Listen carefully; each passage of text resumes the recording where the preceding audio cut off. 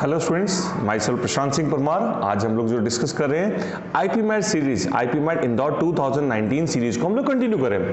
Previous मेरे आपने videos में देखा होगा 1 से लेकर 30 क्वेश्चन का हमने एनालिसिस किया। आज हम एनालिसिस आगे फर्दर करेंगे, 31 से थोड़ा आगे मूव करेंगे हम लोग।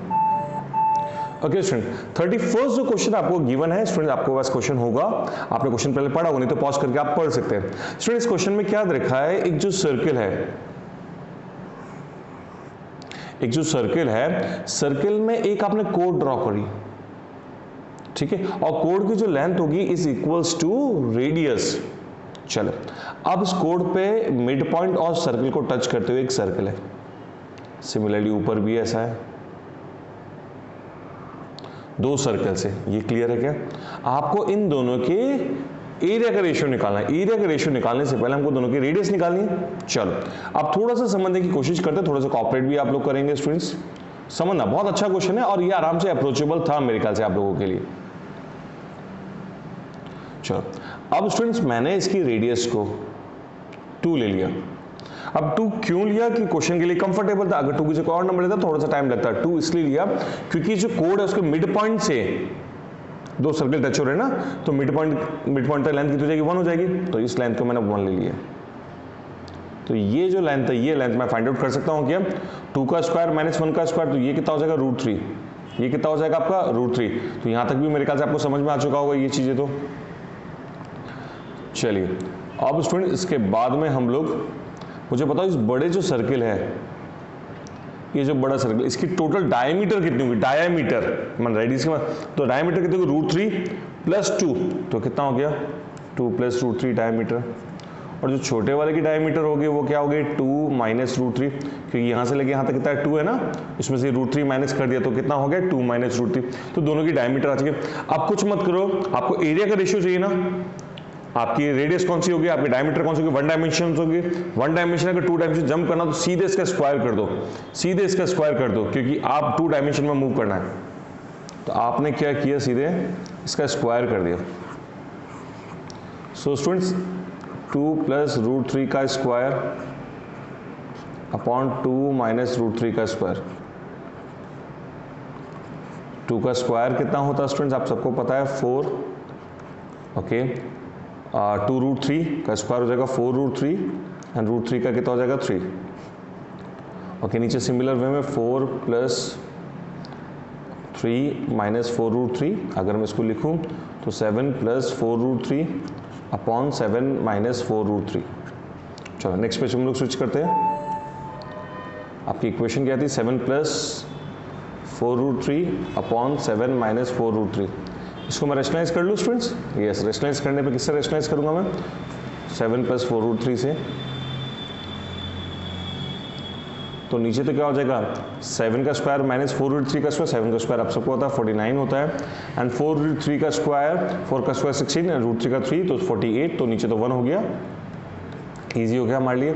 ऊपर a + b का होल स्क्वायर हो जाएगा। 7 का स्क्वायर 49, 4 √3 का स्क्वायर 48, सॉरी प्लस 2ab से कितना हो जाएगा स्टूडेंट आपका? 56 √3, 56 √3। तो स्टूडेंट ओवरऑल 49 + 48 आपका कितना होता है? 97 + 56 √3।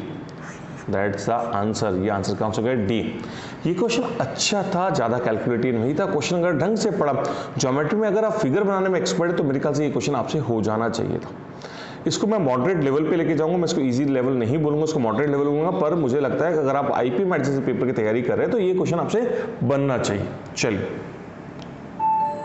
ओके, अगर आप इसका अगेन मैं आपसे ज्योमेट्री में जब भी बढ़ाता हूँ मैं बात करता हूँ, अगर आप डायग्राम बना सकते हो उसका क्वेश्चन में सॉल्व करना नॉट ए बिग डील। तो अगर मैं इस वाले क्वेश्चन में डायग्राम ही की ही बात कर लूँ, आपसे सिर्फ डायग्राम की ही बात कर लूँ, तो क्या दरकार है? PQRS are the taken on the side of ABCD, ABC and D। इस पे कौन कौन से पॉइंट्स दे रखे हैं स्टूडेंट्स आपको?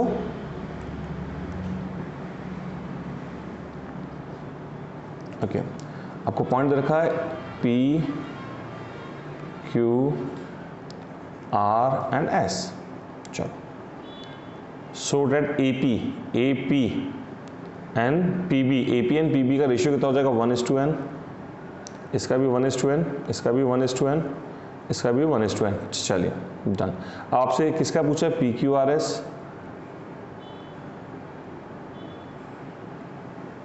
डन।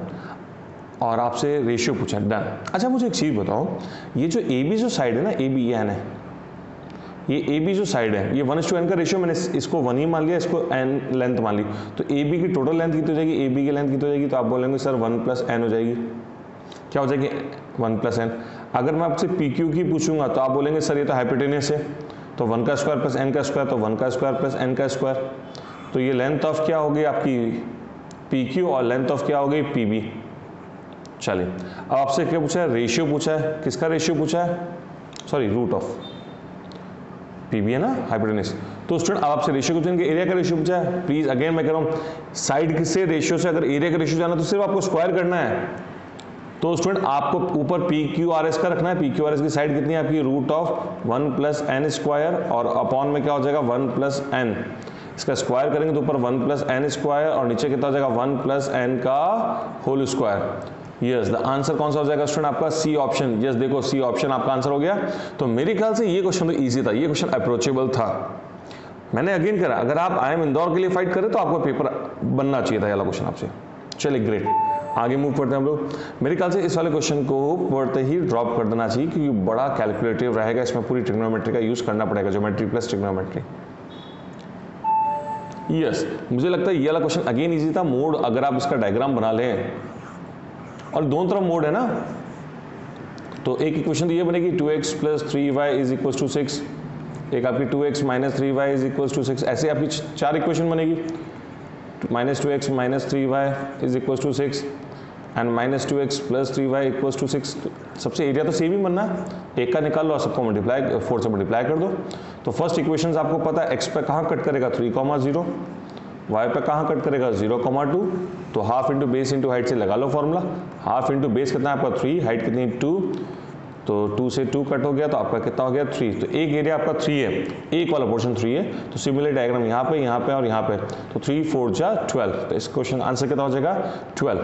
बहुत ईजी कोई क्वेश्चन था, मेरे ख्याल से अप्रोचेबल था। यस, ये क्वेश्चन थोड़ा सा जिनके मैथमेटिक्स 11th में उनको अप्रोच करना चाहिए था, नॉन मैथ्स वाले को उसको स्किप कर देना चाहिए। मैं अगेन बार बार कह रहा हूँ, नॉन मैथ्स का बच्चा भी पेपर निकाल सकता है। देखो यहाँ पे आपको मैथमेटिशियन बनने के लिए नहीं है, आपका पहला एम है आपको पेपर निकालना है। आपका स्ट्रेटेजी होनी चाहिए, कौन सी चीज़ हमको करनी, कौन सी चीज़ नहीं करनी। देखो बिजनेस में भी ऐसा ही होता है, आपको हर चीज़ खुद को नहीं करनी होती। जिसमें आपकी एक्सपर्टीज है वो आपको करनी चाहिए, और जिसपे आपकी एक्सपर्टीज नहीं वो आपको नहीं करनी। तो इस वाले क्वेश्चन में अगर आपको लगता है आपकी रेंज का है तो आपको करो। मैं स्टूडेंट्स लास्ट टाइम बच्चे क्यों नहीं कट ऑफ क्लियर कर पाए थे, क्योंकि स्टूडेंट्स वो हर क्वेश्चन में अटेम्प्ट करना स्टार्ट कर दिया। आपको आपकी स्ट्रेंथ पता होनी चाहिए स्टूडेंट्स। अगर आपको लगता है आपकी स्ट्रेंथ है तो गो फॉर इट, अगर आपको लगता है आपकी स्ट्रेंथ नहीं है तो बिल्कुल छोड़ दो। कुछ क्वेश्चन मैंने छोड़वा दिए क्योंकि समझाने में बहुत लंबा टाइम होगा, मुझे लगता है जो एनालिसिस कर रहे हैं उनको स्किप कर देना चाहिए। मैं इस क्वेश्चन के बारे में सिर्फ आपको हिंट कर रहा हूँ, अगर आपको लगता है। चलो मैं सिर्फ हिंट कर देता हूँ। जैसे 2 पॉइंट्स हैं, उनके बीच में डिस्टेंस कितना हो गया 1 मीटर का, ठीक है। अब क्या रखा है, ये 3:2 का रेशियो है। अब यहाँ पे भी 3:2 का रेशियो होना चाहिए। अगर ये मूव करता है, कहीं भी मूव करता है, इसका 3:2 का रेशियो होना चाहिए। तो वो स्ट्रेट लाइन बन रही है, सर्किल बन रही है, पैराबोला बन रहा है, हाइपरबोला बन रहा है। अगेन जिनके 11th मैथमेटिक्स है उनको पता है पैराबोला, हाइपरबोला, सर्किल और स्ट्रेट लाइन की इक्वेशन क्या होती है, पर जिनके है ही नहीं उनको तो सिर्फ लाइन के बारे में पता है, इससे तो कुछ पता ही नहीं, ठीक है। अब स्टूडेंट्स जिनको पता है वो लोग, आप चाहें एक छोटा सा मैं आपको मैथड बताता हूँ। इस ओरिजिन को आप 0 0 ले लें, एज्यूम कर लें, और इस पॉइंट को आपने 1,0 ले लिया, ठीक है।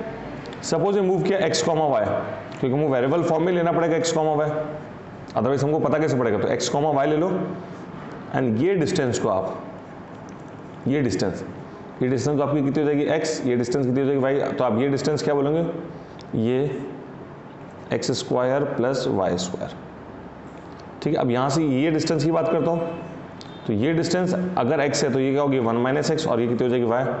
तो ये डिस्टेंस हो जाएगी आपकी 1 - x का होल स्क्वायर + y²। डन। अब इनका रेशियो कितना हो गया 3:2। हाँ इसका रूट लगेगा, बिल्कुल लगेगा। आप इसको सिंप्लीफाई करो स्क्वायरिंग बोथ द साइड करके, तो आपका जो आंसर आएगा आप टिक कर सकते हैं। आप सॉल्व करेंगे तो x² और y² की फॉर्म में आएगा, तो आपको पता पड़ जाएगा सर्किल की इक्वेशन है, ठीक है। इसके आगे आप ट्राई कर लेना, मेरे ख्याल से आप लोग कर पाएंगे आराम से। जिन लोगों के मैथमेटिक्स है, मुझे लगता है इस क्वेश्चन को ड्रॉप करना ज़्यादा बेटर था। ओके इस क्वेश्चन में स्टूडेंट ये थोड़ा सा एल्जेब्रिक टाइप की भी इक्वेशन है, ये ए की पावर 6 बी की पावर 6 ऐसे क्वेश्चन कई आते हैं, तो ये वाला क्वेश्चन थोड़ा सा आप ट्राई कर सकते हैं। इसका एक फिक्स फॉर्मूला बताता हूँ स्टूडेंट, जब भी क्वेश्चन आएगा ना ए की पावर 6 प्लस बी की पावर 6,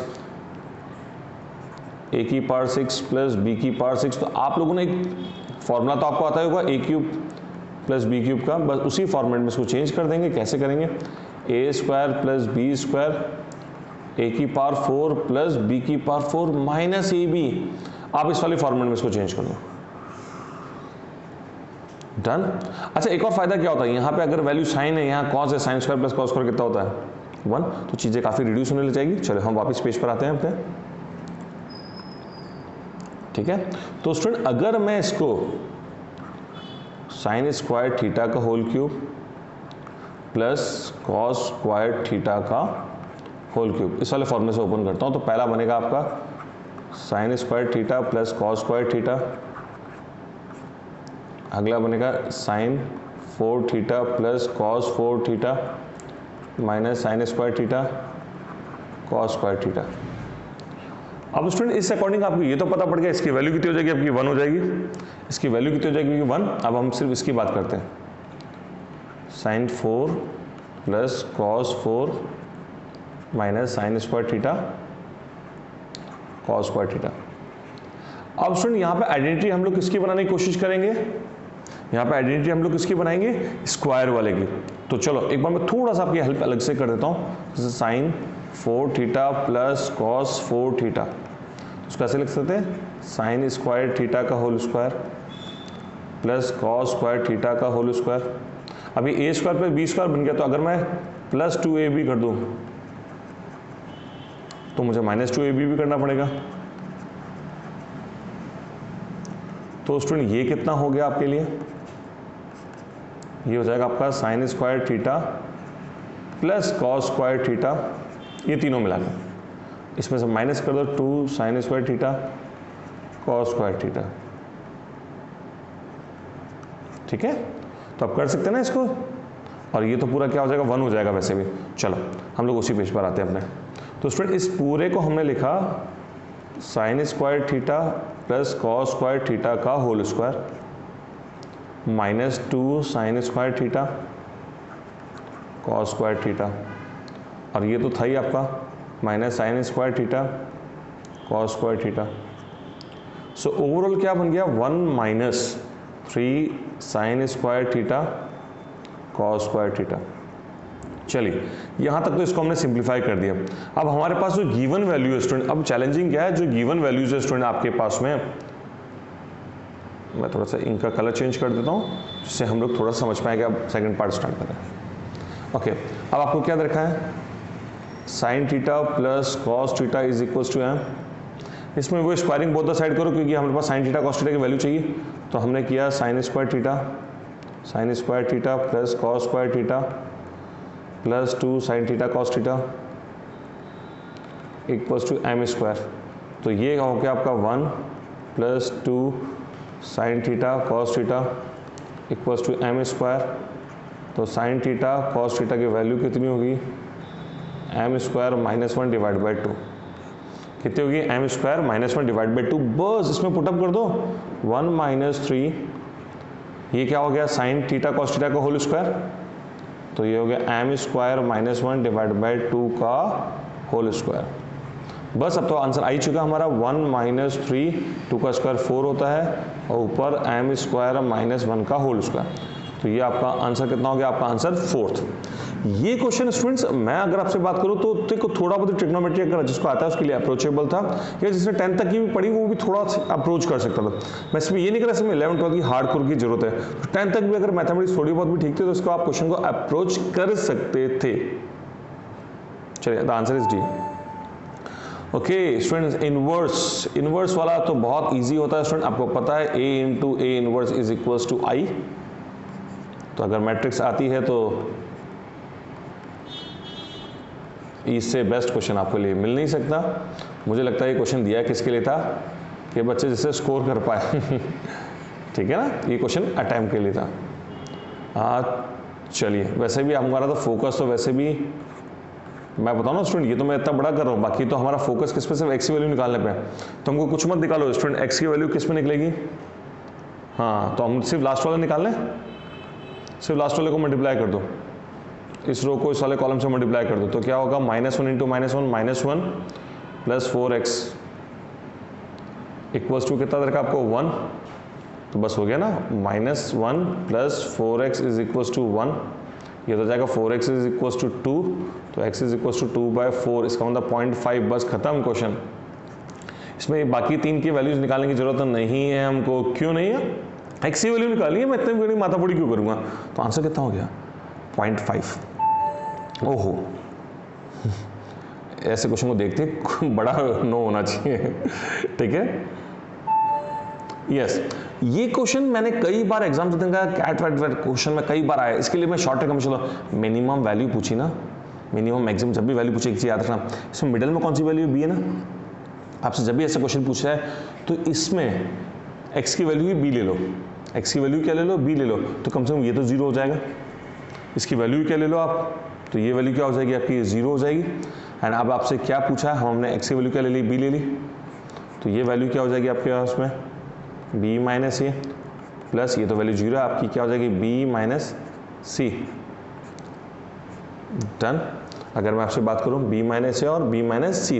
अच्छा स्टूडेंट एक और चीज़ में अगर नोटिस करूं मैं, इसमें क्या रखा है a is greater than b and b is greater than c, ठीक है। अब जो इन दोनों का जो डिफरेंस होगा और इन दोनों का जो डिफरेंस होगा, हमको सिर्फ डिफरेंसेस की बात करनी है। अब b तो मिडल में, b तो क्या है मिडल में, आप चीज समझना, b क्या है मिडल में है, b a से तो बड़ा है, b a से तो बड़ा है, तो ये ब्रैकेट जब ओपन होगा तो ये क्या होगा, इट्स a माइनस बी, क्योंकि बड़ा क्या है मोड में हम हमेशा बड़े में से छोटे को माइनस करते हैं, एंड यहाँ पे आपको खुलेगा b माइनस सी, तो b से b भी कैंसिल हो गया, तो आंसर क्या होगा a minus C. Yes the answer is a minus C, done. चलिए स्टूडेंट ये रहा एनालिसिस हमारा 31 से 40 क्वेश्चंस का। नेक्स्ट वीडियो में आपको नेक्स्ट एनालिसिस मिलेगा आपको 41 से 55 तक के क्वेश्चन के लिए, और लास्ट आपको एक और वीडियो मिलेगा जिसमें आपको DI के क्वेश्चंस मिलेंगे। Thank you students, thank you very much.